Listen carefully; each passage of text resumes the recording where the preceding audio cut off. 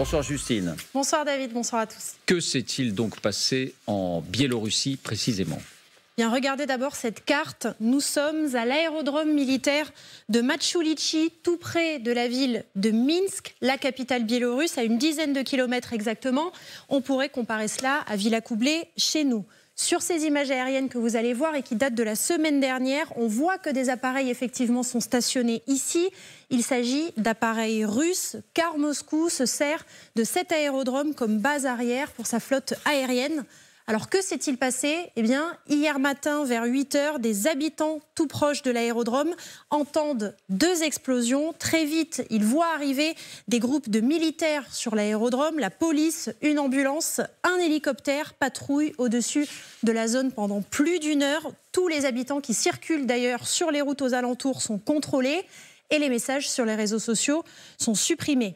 Quelques heures plus tard, de premiers médias locaux osent évoquer une opération de sabotage contre cette base et un peu plus tard, ce sont des médias d'opposition biélorusses et russes qui vont plus loin. Ils révèlent l'existence d'une attaque de 2 drones qui ont largué des explosifs sur une cible en particulier. Cette cible, la voici. C'est l'un des avions les plus précieux pour Moscou. Il s'agit d'un A-50 Mainstay. C'est un avion de surveillance russe de type AWACS. On le reconnaît justement à ce grand dôme sur le dessus. À l'intérieur, il y a des radars qui servent à repérer les avions ennemis et à guider les missiles. Et ce sont justement ces radars qui ont été visés et détruits, ainsi que le cockpit. L'avion a été endommagé, il est hors d'usage. Opération réussie donc. Petite précision, cet appareil coûte très cher, entre 370 et 500 millions de dollars. Et c'est la deuxième perte la plus coûteuse pour Moscou depuis le début du conflit. Après, on s'en souvient, le navire amiral Moskva qui a coulé en avril. Ces dernières heures, cette attaque a-t-elle été confirmée par d'autres sources que l'opposition biélorusse ? Eh bien, à ce stade, non. Aucune confirmation russe ou biélorusse. Aucune confirmation non plus de la part d'un service de renseignement occidentale. Il faut donc garder une certaine prudence, mais effectivement, beaucoup d'éléments que je viens d'indiquer, notamment les bruits d'explosion et les messages supprimés également, accréditent ce scénario. Sait-on qui est concrètement derrière cette attaque ? Eh bien, il y a une signature en particulier sur les chaînes Telegram d'opposants. C'est le BIPOL, l'association des forces de sécurité du Bélarus. Cette association, elle réunit des policiers et des militaires opposés au régime de Minsk. Et le chef de cette organisation, Alexander Azarov, qui vit en exil en Pologne, assure que les participants à cette opération étaient biélorusses. Ils sont maintenant en sécurité à l'extérieur du pays. Et l'entourage de Svetlana Tikhanovskaya, qui est la chef de file de l'opposition biélorusse en exil, elle aussi, précise même qu'il s'agit de l'opération de sabotage la plus réussie depuis le début du conflit. Voilà, et sur le sol biélorusse, il me semble que c'est une première. Mais on va voir ça en détail avec vous, peut-être pas tout à fait. En tout cas, vous l'avez dit Justine, la Biélorussie, la Russie n'ont rien confirmé. Il n'y a eu aucune réaction. Non, du côté de la Biélorussie, Alexandre Loukachenko a convoqué ce matin une réunion d'urgence qui n'était pas prévue à l'agenda avec tous les ministres en charge des questions de sécurité. Et il a demandé notamment plus de vigilance à la frontière avec l'Ukraine. Écoutez-le. Еще раз хочу подчеркнуть и ориентировать вас, и потребовать от вас жесточайшей дисциплины в воинских подразделениях МВД и КГБ. Дисциплина и выполнение своих обязанностей, особенно на границе. Я, когда говорю о границе, это не значит, что это подразделение ЛАПО и все. Это милиция, это КГБ, это военные. Мы все должны видеть на рубежах нашей страны любую мельчайшую агрессивность в отношении нашего государства, чтобы принять соответствующие меры réagирования. Dimitri Peskov, le porte-parole du Kremlin, qui a été interrogé à ce sujet, balaye la question. Nous n'avons rien à dire. La Biélorussie a contesté cette information. Et puis, juste d'un mot, rappelons que la Biélorussie est le principal allié de Vladimir Poutine dans cette guerre, même si elle n'est pas officiellement partie prenante. Et elle accueille notamment une partie des arsenaux nucléaires russes. Des troupes russes également s'entraînent régulièrement sur son sol. Et rappelons aussi, vous voyez ces images, que c'est de sa frontière que sont partis les chars russes qui s'élançaient vers Kiev le 24 février 2022. Ouais, il faut le rappeler pour bien avoir en tête les tenants et les aboutissants de cette affaire. Merci Justine. D'abord, d'un mot à chacun d'entre vous, je veux juste vous demander si pour vous cette information est crédible et si vous la jugez vraiment convaincante ou si vous avez encore de gros doutes. Général Trinquant. Non, alors ça me paraît crédible. La cible est intéressante. Un avion de contrôle aérien, c'est pas seulement du renseignement, hein. Les frappes qui sont faites à partir de de la Biélorussie et de la zone frontalière russe sont contrôlées par des avions comme ça. C'est sur la base d'un Ilyushin. Crédible en tout cas. C'est crédible. Crédible aussi pour vous, Anne? Ah oui, bien sûr, crédible et très intéressant. On va y venir, très intéressant. Pour de multiples raisons. Pour d'abord fixer les choses, parce que hier soir encore et tôt ce matin, on se disait, bon, on ne va pas en parler parce que pour l'instant, rien n'accrédite réellement. Depuis, les choses ont évolué. Donc voilà, on prend ça au sérieux. Vous aussi, Vincent? Oui, crédible, même si l'on ignore tout à ce stade de l'ampleur des dégâts éventuels infligés à ce A50. Et crédible également parce que je me souviens que voilà plusieurs mois, les opposants à Loukachenko avaient revendiqué une ou plusieurs opérations de sabotage en territoire biélorusse à l'encontre de convois ferroviaires de nature militaire. Et pour vous aussi, Vera? Oui, exactement, c'est crédible pour les raisons qui étaient mentionnées. Il y a le mouvement d'opposition et même on peut les appeler les partisans biélorusses qui étaient connus depuis déjà des dizaines d'années, notamment avec la Deuxième Guerre mondiale. On connaissait que les partisans biélorusses et ukrainiens étaient presque un des meilleurs pendant la Deuxième Guerre mondiale. Donc c'est crédible. Bien, à prendre donc très au sérieux. Général, un mot simplement sur le mode opératoire.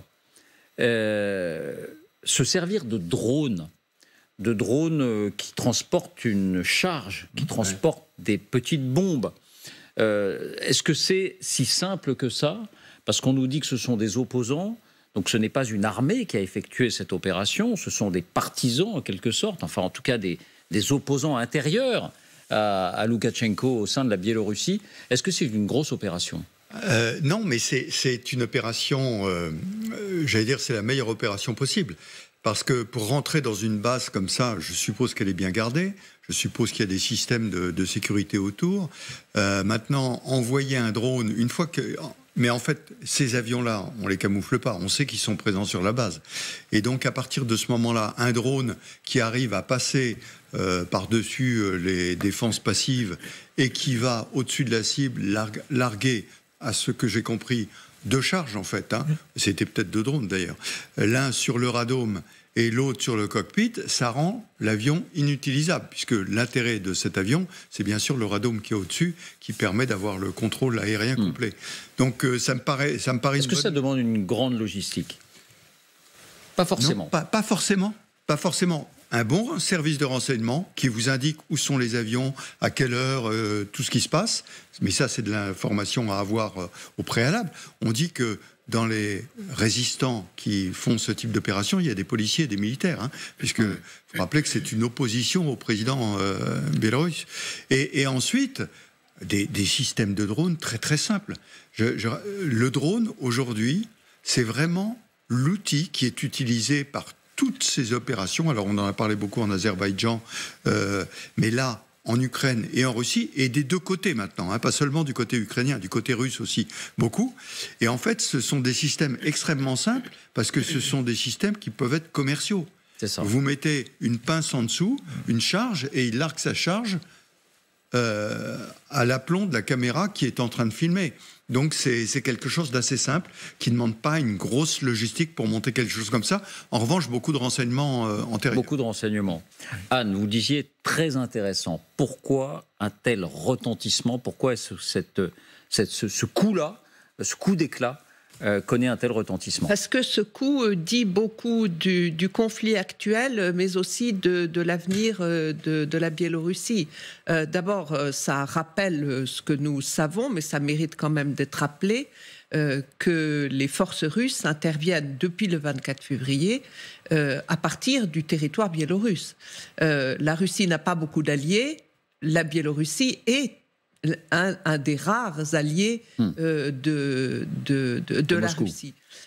D'autre part, ça rappelle aussi que les positions de monsieur le président Loukachenko, du soi-disant président Loukachenko, en fait, sont très faibles. Rappelons que depuis les élections présidentielles qui ont eu lieu en Biélorussie en août 2020, en fait, ces élections ont été frauduleuses. Ça n'est pas M. Loukachenko qui a été élu, c'est Mme Tikhanovskaya.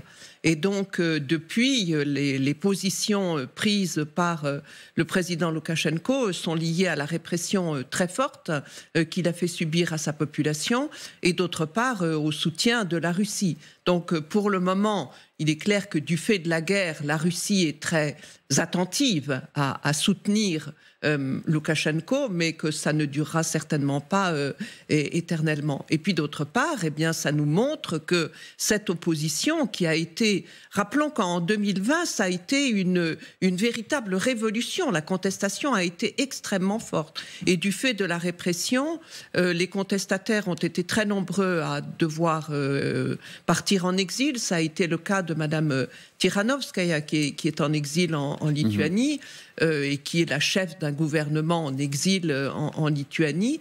Et donc, ça montre bien que cette opposition, elle existe bien, elle est très dynamique et qu'elle reste tout à fait déterminée. Ça dit aussi qu'au lendemain de la fin de la guerre, parce qu'il y aura bien une fin de guerre, même si nous n'en voyons pas encore les contours, eh bien, parmi les grands bouleversements qui se produiront dans l'espace post-soviétique, il y aura celui de la Biélorussie. Alors, rappelons que Moscou insiste beaucoup pour que Minsk soit à son tour dans la guerre, pour que Loukachenko déclare à son tour la guerre à l'Ukraine. Loukachenko ne veut pas, pour les raisons que vous avez expliquées, Anne, c'est-à-dire que Loukachenko sait que sa position est fragile, qu'il n'est pas vraiment complètement maître chez lui. Est-ce que là, il peut être poussé du coup à entrer dans la guerre? Plus généralement, quel impact ça peut avoir sur cette guerre, ce coup d'éclat, Vincent? Je garde la conviction qu'il a autant envie d'engager ses forces dans cette guerre que de se pendre, car il est le premier conscient de la fragilité de son assise. Svetlana Tikhanovskaya, à laquelle Anne de Tinguy faisait allusion à l'instant, sachez qu'aujourd'hui même, le parquet de Minsk a requis 19 ans de détention par contumace, évidemment, puisqu'elle vit en exil contre elle. Ce qui est plus intéressant, c'est que l'an dernier, elle avait annoncé le lancement d'une opération, l'opération Peremoga, Victoire, en insistant sur le fait, vrai ou pas, qu'il y aurait des officiers, des sous-officiers de l'armée biélorusse qui sympathiseraient avec ce qui est une entreprise de renversement d'un pouvoir illégitime. Celui scellé en août 2020 par Loukachenko. Dernier élément, la résistance de type partisane, elle est assez organisée. Vous avez un bataillon qui s'appelle le bataillon Kastus-Kalinowski, du nom d'un leader d'une rébellion au 19e siècle, au moment du royaume russe de Pologne, peu importe. Mais ce bataillon qui comptait, semble-t-il, 200 Biélorusses, donc engagés auprès des Ukrainiens, bataillon intégré au sein de l'armée de Kiev, en comptait 1 millier environ. Oui, parce qu'il y a des Biélorusses aussi qui soutiennent Kiev. Absolument. Rien n'est simple et il faut aussi l'avoir en tête. Et donc, ces Biélorusses, qui ont souvent d'ailleurs rallié l'Ukraine via la Turquie ou bien la Pologne, eh bien, ils se sont rangés sous la bannière de l'armée de Kiev. Donc, il ne s'agit pas de 2 ou 3 Zolibrius qui se lancent dans une aventure sans lendemain. Ma question, c'était, est-ce que c'est un nouveau gros caillou dans la chaussure russe, ce qui s'est passé? C'est évidemment la preuve, une fois de plus, que celui qui est censé être l'allié le plus zélé de Moscou, en tout cas sur ce terrain-là, n'a pas les moyens de contrôler de manière indéfectible ni son armée, ni son appareil politique. Donc c'est évidemment, oui, c'est un gros caillou pointu dans les Rangers de Poutine, c'est clair. C'est d'autant plus dangereux qu'on parle toujours de l'attaque du sol russe. Là, il n'y a pas d'attaque du sol russe. C'est la Biélorussie par des Biélorusses. Et donc la base arrière de l'armée russe n'est pas stable et soumise à de possibles attaques, ce qui est extrêmement dangereux pour la Russie, qui veut avoir des bases arrières stables pour pouvoir lancer ses attaques. Oui, je précise que la Russie a 7 de ces avions-là, de ces avions AWACS, ou peut-être qu'elle en avait 8, qu'il ne lui en reste plus que 7, mais au-delà de la quantité, c'est évidemment le symbole qui est très fort ce soir. Vera. Je veux aussi ajouter à tout ce qui a été dit par mes collègues qu'effectivement le régime de Loukachenko est assez fragile.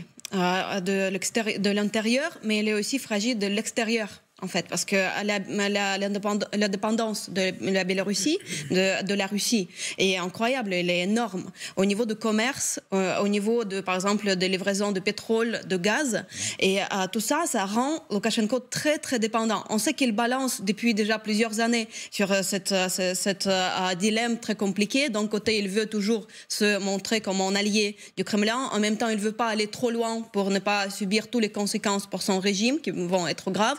Mais on ne sait pas jusqu'où il va tenir, parce que les leviers sur son régime sont énormes. Par exemple, 50% de la dette d'État biélorusse ils le doivent à la Russie. Voilà. Leur commerce est très lié avec la Russie. La Russie, le Kremlin utilise tout le temps les leviers de prix de pétrole et de gaz pour saper aussi les possibilités économiques de ce pays-là. Donc, il est un peu dans l'impasse et on ne sait pas jusqu'où il pourra tenir. Et on sait qu'il y a les sources qui disent qu'il y a un scénario préparé par le Kremlin et par la Biélorussie de mettre en scène une sorte d'attaque sur le territoire biélorusse pour rendre légitime la réponse de la Biélorussie. Il y a ce scénario déjà, mais on ne sait pas jusqu'où Loukachenko va tenir pour ne pas s'engager dans cette aventure qui va lui coûter très très cher. Fermons une porte simplement. Dans votre esprit, il ne peut pas s'agir d'une attaque ukrainienne qui serait déguisée en une action de opposants biélorusses. C'est trop loin, c'est trop loin. On est à 250 km de la frontière ukrainienne. Non, et puis compte tenu des liens entre la résistance biélorusse et l'Ukraine, il n'y a pas besoin que les Ukrainiens montent des offensives. C'est beaucoup plus intelligent de le monter par des Biélorusses en Biélorussie. C'est très déstabilisant. D'ailleurs, on voit la réaction de Loukachenko. Il est quand même un peu énervé dans l'affaire. Et les Russes le sont aussi, parce qu'ils ne peuvent pas accuser, ils sont obligés de se masquer derrière la réaction biélorusse. Donc je pense que les Ukrainiens, les services ukrainiens sont très certainement en contact avec cette résistance, mais c'est la résistance elle-même qui le fait.